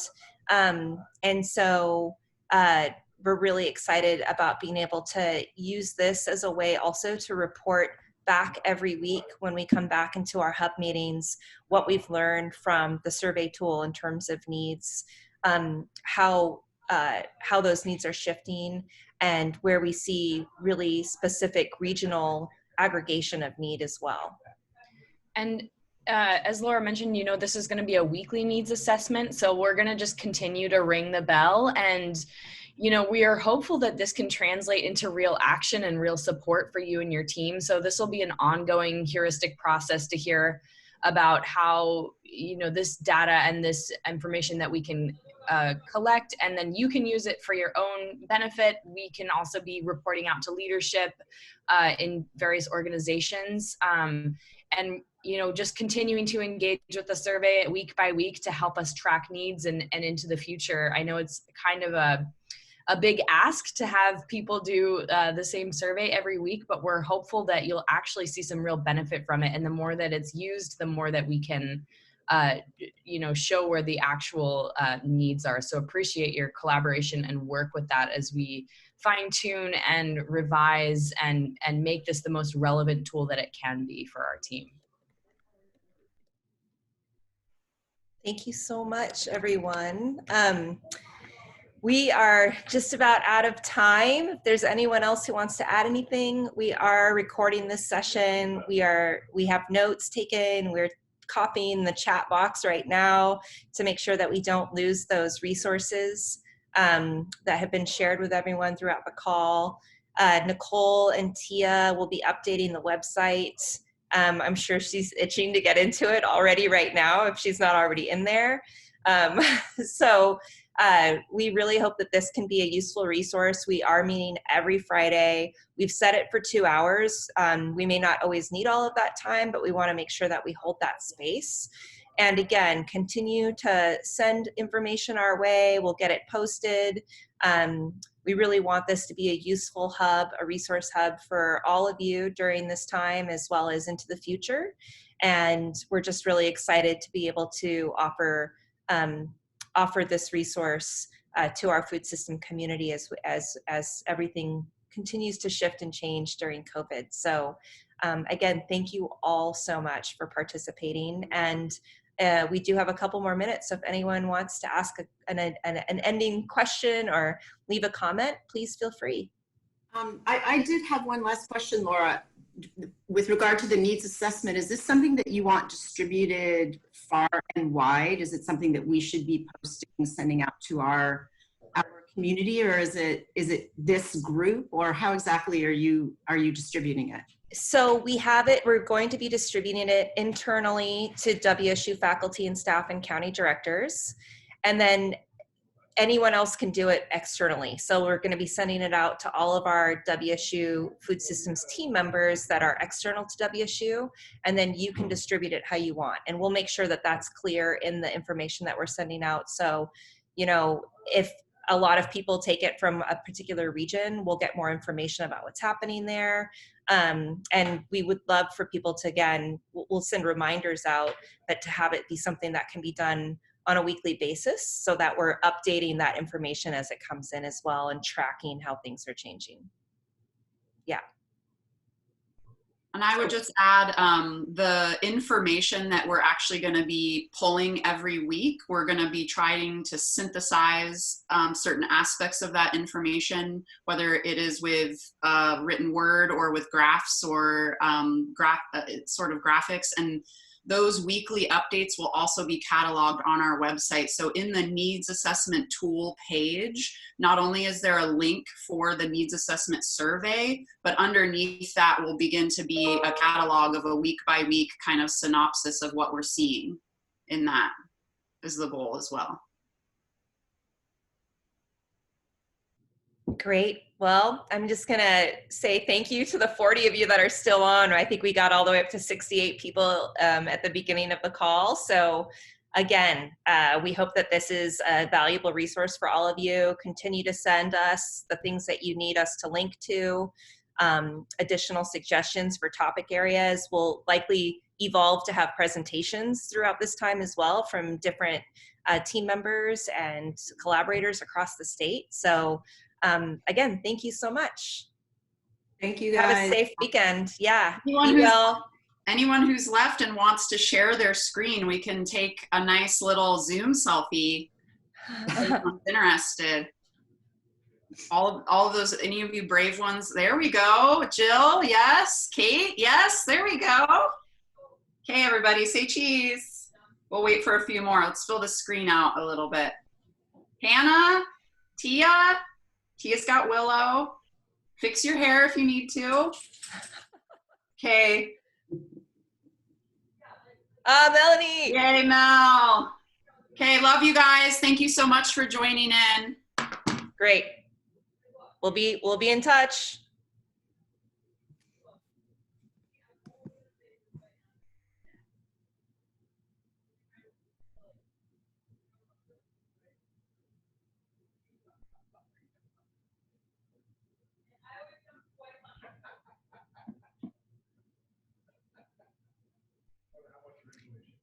Abba, have you had a chance to copy the whole chat? I was wondering if you wanted me to do the whole thing or just the links. I think just the links.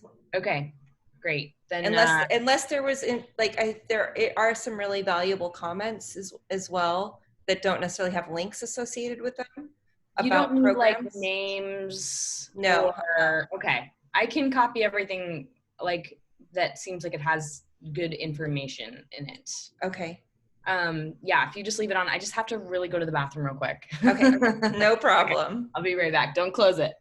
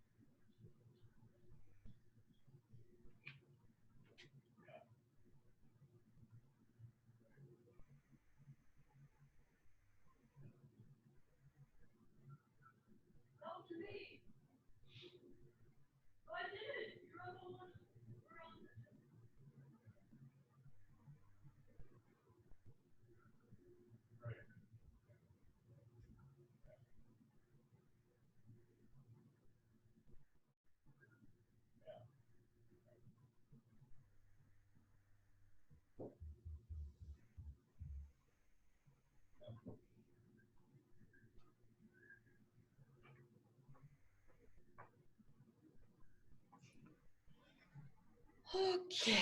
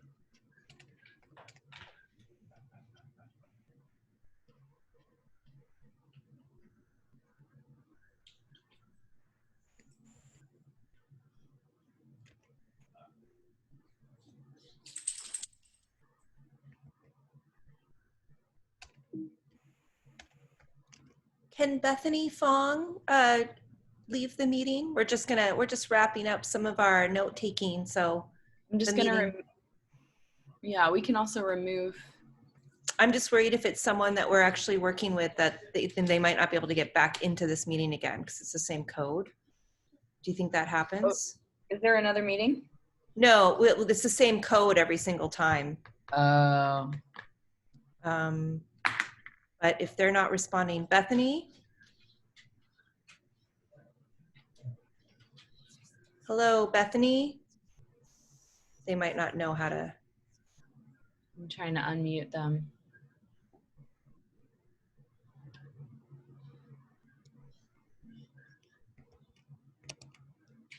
It won't let me unmute that audio. Should I just remove them? I don't know. Put on hold? Oh, there they go. I just put them in the waiting room. Okay, perfect. Cool. And I agree. I was just looking at my email. I think we should just add an option for all 26 tribes. I agree. So I think that would be fine. There's 29 federally recognized and then a few that aren't federally recognized, and I think we can just add them too. I just created a Google Doc with all of them. Okay, great. So it can just be a separate drop down. So what county do you work it with, and then do you work with any tribes? Exactly. Or what tribe do you work with? I mean, it might be hard because there might be multiple tribes that people work with. That's one thing that Hannah brought up is, can you select more than one county? So like she works in Klickitat and Skamania. I think it's important that we have both, that, yeah, you can click for multiple. Yeah. I'm just going to share this.